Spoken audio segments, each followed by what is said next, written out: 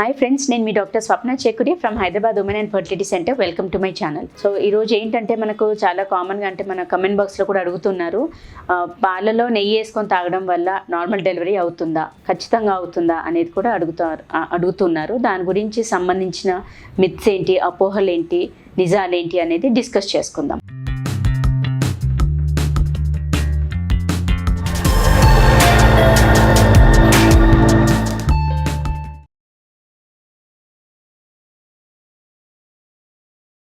So basically ఏంటంటే పాలలో నెయ్యి కలుపుకొని తాగడం అనేది నార్త్ సైడ్ చాలా కామన్.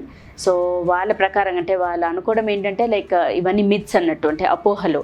అంటే మనకు పాలలో నెయ్యి కలుపుకొని తాగడం వల్ల ఖచ్చితంగా నార్మల్ డెలివరీ అవుతుంది అని చాలామంది అనుకుంటుంటారు. కాకపోతే అలాంటిది ఏం లేదు మనకు. అంటే వాట్ దే సే అంటే లైక్ పాలలో నెయ్యి కలుపుకొని తాగితే it acts as a lubricant, అంటే వచనాల్లో లూబ్రికేషన్ ఎక్కువగా అయ్యి నార్మల్ డెలివరీ అంటే బేబీ ఈజీగా జారడానికి హెల్ప్ అవుతుంది అన్నట్టుగా అదొక అపోహ. సెకండ్ థింగ్ ఏంటంటే మదర్స్కి, తల్లులకి స్ట్రెంగ్త్ పెరగడానికి అంటే డెలివరీ టైంలో పుష్ చేయడానికి తగినంత స్ట్రెంగ్త్ రావడానికి పాలలో నెయ్యి కలిపి ఇస్తారు, అది కూడా ఒక అపోహ. థర్డ్ది ఏంటంటే మనకు అంటే మోషన్ ఫ్రీ అవుతుంది అన్నట్టుగా పాలలో కలిపిస్తారు, అంటే కాన్స్టిపేషన్ అనేది అవాయిడ్ చేస్తుంది అనేది. అండ్ ఫోర్త్ది ఏంటంటే లైక్ చాలామంది అంటే అది తీసుకునేసరికి ఏంటంటే బేబీ మూమెంట్స్ కూడా బాగుంటాయి అండ్ దాంతో కూడా నార్మల్ డెలివరీ అవుతుంది అనేది అలా అపోహ. అంటే ఇవన్నీ కూడా మిత్స్ అన్నట్టు. ఇంకొకటి ఏంటంటే మనకు పాలలో నెయ్యి కలుపుకొని తీసుకోవడం వల్ల బేబీ బ్రెయిన్ అనేది బాగా పెరుగుతుంది, చాలా ఇంటెలిజెంట్ బేబీస్ ఉంటారు అనేది కూడా, అది కూడా ఒక అపోహ మాత్రమే. సో ఇవన్నీ ఏంటంటే మనకు దీనికి సంబంధించిన అపోహలు. బట్ యాక్చువల్లీ నిజానికి వస్తే అంటే what are the facts. So నిజానికి వస్తే ఏంటంటే అఫ్కోర్స్ మనకు మిల్క్లో నెయ్యి కలిపి ఇవ్వడం వల్ల కాన్స్టిపేషన్ అనేది కొంత మటుకు రిలీఫ్ అవుతుంది, that is one fact.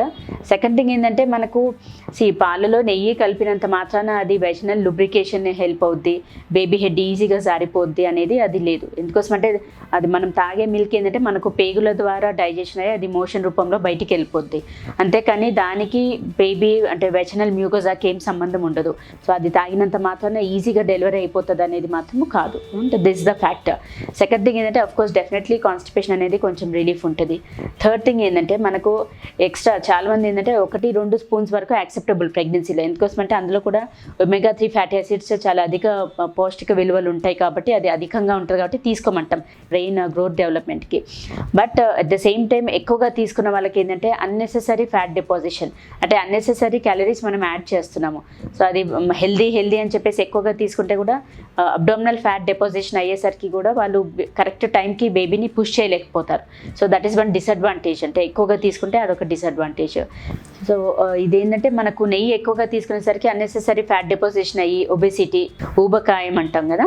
So unnecessary obesity, దానివల్ల ఏంటంటే మళ్ళీ బీపీలు, షుగర్లు వచ్చే ఛాన్సెస్ ఉంటుంది. ఎట్ ద సేమ్ టైం బేబీకి కూడా ఒబెసిటీ వచ్చే ఛాన్సెస్ ఉంటుంది. సో అందుకనే అన్నెసెసరీ ఫ్యాట్స్ అనేది అవాయిడ్ చేయడం. ఇంకోటి పౌష్టిక విలువలు అంటే మనం ఎట్లాగో మల్టీ న్యూట్రియంట్ సప్లిమెంట్స్ ఇస్తాం. I think that is enough. అంటే మనం ఆల్రెడీ హెల్దీ న్యూట్రిషియస్ డైట్ తీసుకుంటాం ఇప్పుడు నవడేస్.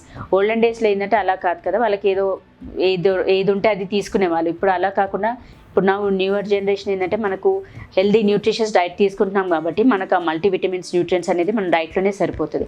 సో దీనికోసమనే ఎక్స్ట్రా యాడెడ్ ఆన్ ఘీ అనేది అవసరం పడదు. సో ఫ్రెండ్స్, ఈ వీడియోలో ఏంటంటే మనకు నెయ్యి తీసుకోవడం వల్ల అడ్వాంటేజెస్ ఉన్నాయా అంటే లిమిటెడ్లో తీసుకుంటే డెఫినెట్గా అడ్వాంటేజెసే, బట్ అతిగా తీసుకుంటే ఏమేమి నష్టాలు అనేది మనం తెలుసుకున్నాం. సో ఈ వీడియో మీకు నచ్చినట్లయితే, ఇన్ఫర్మేటివ్ అనిపించినట్లయితే please like my video and share with your friends and needy people. Thank you.